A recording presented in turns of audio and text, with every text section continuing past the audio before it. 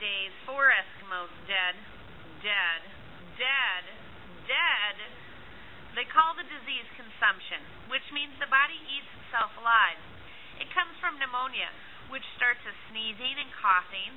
It's the Calquin disease, the one that killed my mother. Oh, were you thinking I was reading a sweet story about little ducks? Well, the story I'm reading, Smiler's Bones by Peter Lorangas, is about death, betrayal, exploration, exploitation, scientific oddities, human bones, and a sealskin doll. It is based on real events. Now, we do join Minnick when he's older and sick. His memories are fuzzy when he recalls his past out of snow and ice. He's only 8 when Robert Perry takes him and his father and 4 others to New York City. He is surprised to see the igloos stacked on top of one another. He describes it as a place of stone and steel and glass.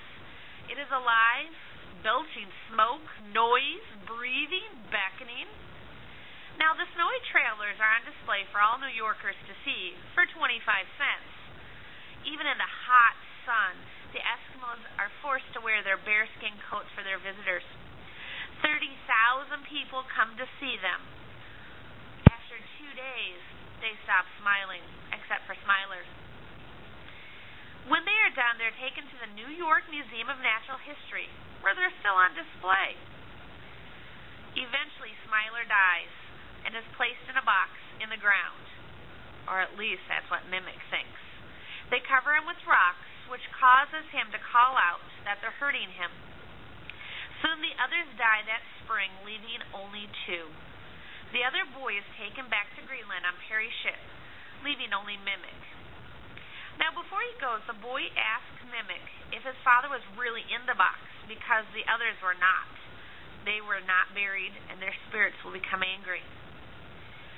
Now, Mimic jumps from home to home and eventually lands at Uncle Will's home. Now, he happens to be the curator of the museum. Now, Mimic discovers that he has a boathouse on his property. And he describes this process. You start with the animal corpse, you strip off the skin and the organs, and you're left with the bones. Now, these are very useful for a museum of natural history, which needs skeletons. Now, if you're wanting to know the real end of this disturbing tale, visit your local library or bookstore and check out Smiler's Bones.